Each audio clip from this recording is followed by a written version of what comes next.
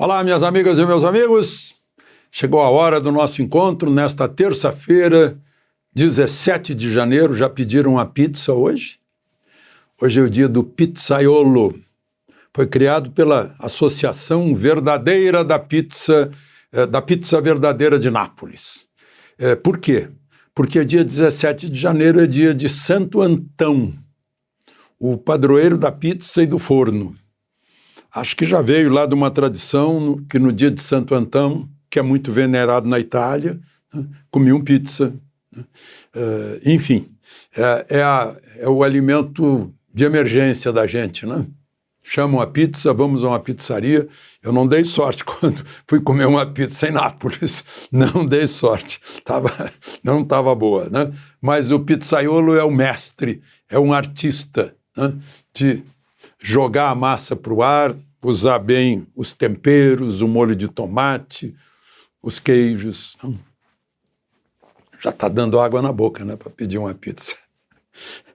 Eu saio daqui, tenho uma reunião que inclusive tem a ver com Santo Antão e é uma boa oportunidade de comer uma pizza. Faz tempo que eu não como. Bom, não esqueça de se inscrever, se juntar a nós aí, estamos quase chegando a 2,5 milhões. E ao final de deixar o seu gostei ou não gostei. Hoje tem muito assunto. Vamos lá.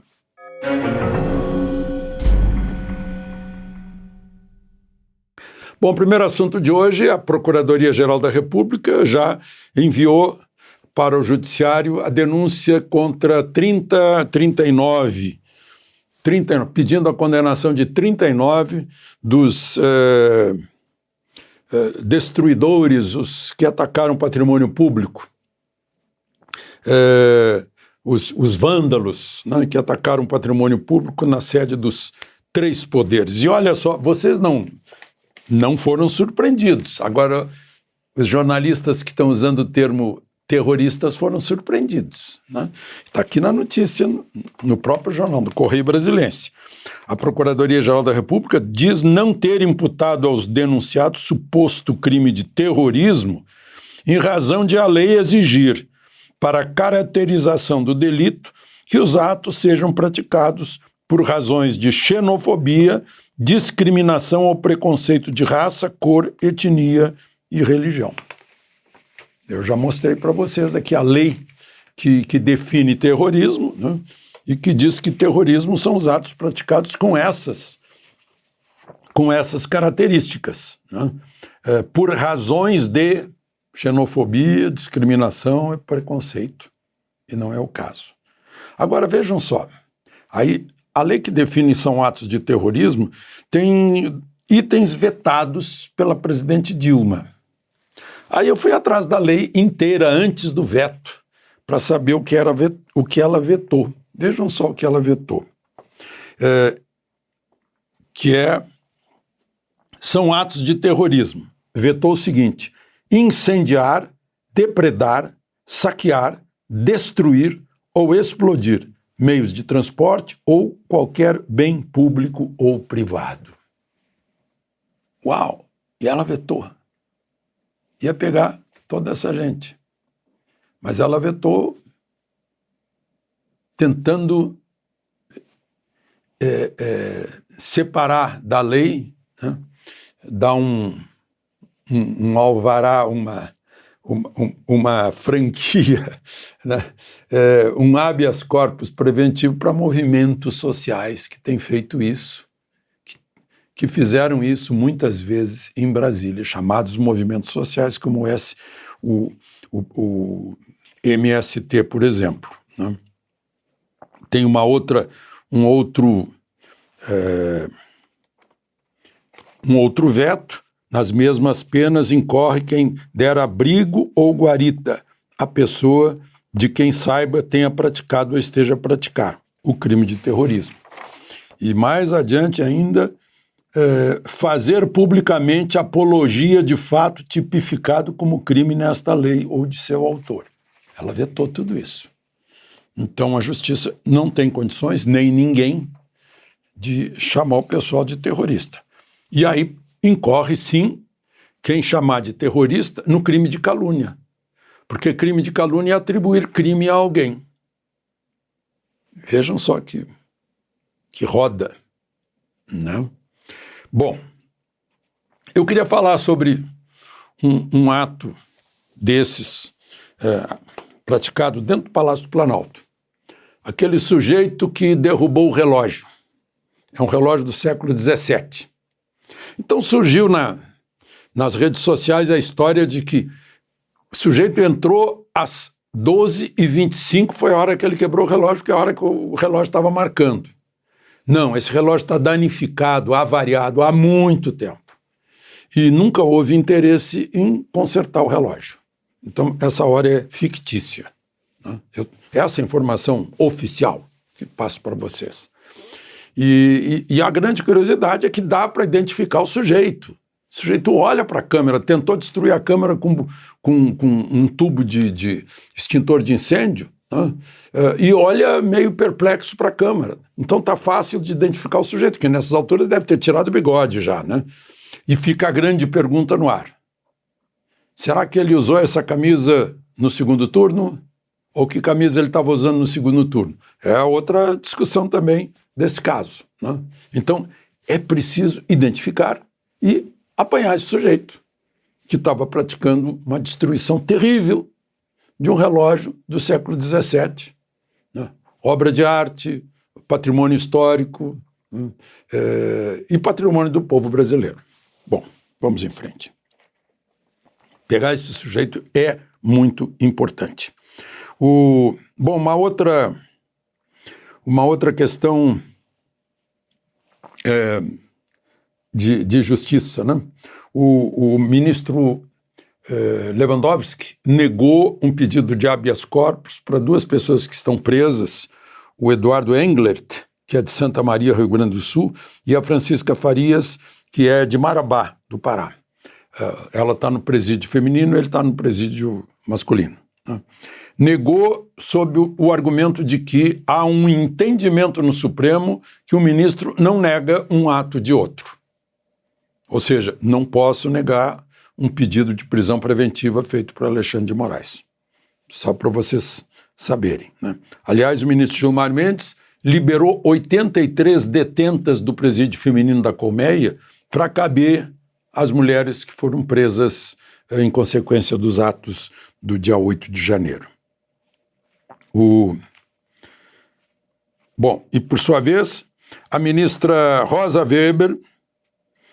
Não, antes disso eu queria falar de preso, né?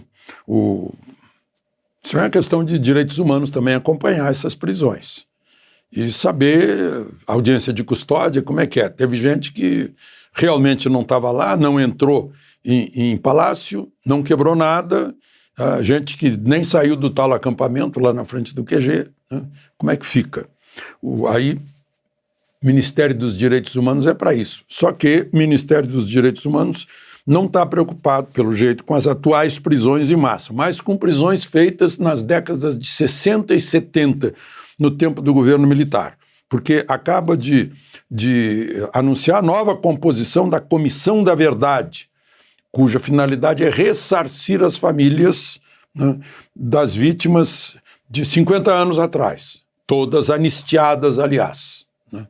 E o que se vê hoje é que anistia não para os atuais, né?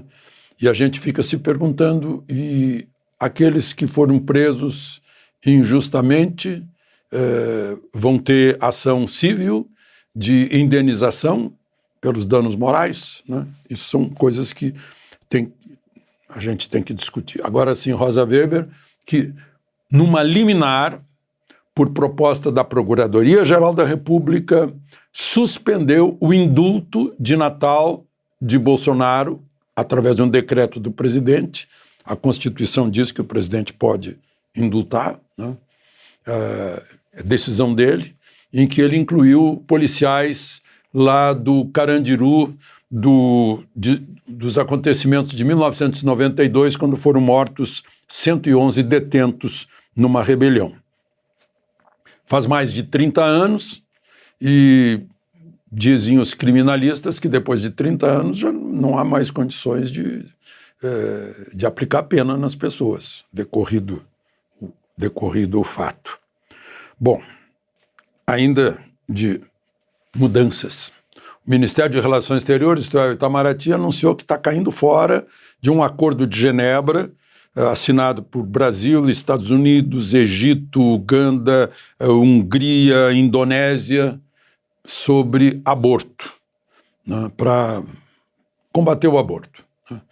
Ao mesmo tempo, a ministra da Saúde cancelou uma portaria dizendo que a portaria não está de acordo com as regras do SUS, em que, no caso de aborto consequente de estupro, deveria haver a informação à polícia, porque houve um crime antes do aborto. Mas a portaria aboliu isso, então não se informa a polícia. Essa informação à polícia era para evitar que houvesse um crime alegando crime. O aborto como meio de anticonceptivo. Dizer, não, houve um estupro. Sim, houve o estupro, então quais são os... Registre o boletim na delegacia do estupro. Né? Mas isso não precisa mais também.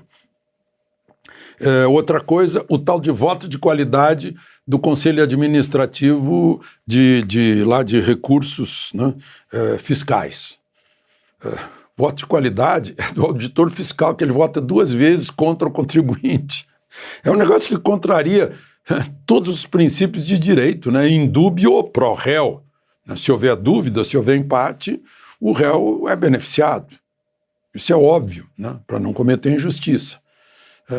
Então, a OAB parece que acordou e fez uma nota de repúdio bem forte contra isso. Né? É uma medida provisória do presidente Lula, que já está no Congresso. Cabe agora ao Congresso derrubar essa maluquice, né? Em que o contribuinte já é maltratado de cara. Né? Hoje, como eu disse para vocês, tem muita coisa. Vocês viram aí, né? A Greta Thunberg foi presa. Estava sentada na borda de uma mina de carvão na Alemanha e parece que ameaçou se jogar dentro da mina e tal. A polícia pegou, carregou ela, levou detida. Né? E mina de carvão na Alemanha. Há pouco caiu a ministra da Defesa, o Partido Verde também está caindo. Não tem saída. Né? Se não tem combustível para esquentar no inverno, vai morrer de frio. Né? Então, essas coisas estão cheias de mina de carvão. Tiveram que derrubar uma vila para ampliar a mina de carvão e retirar mais carvão lá na Alemanha. Por falar nisso, está o encontro agora em Davos, na Suíça. Né? O governador de São Paulo, Tarcísio de Freitas, teve encontro com autoridades lá, inclusive um governador da Índia.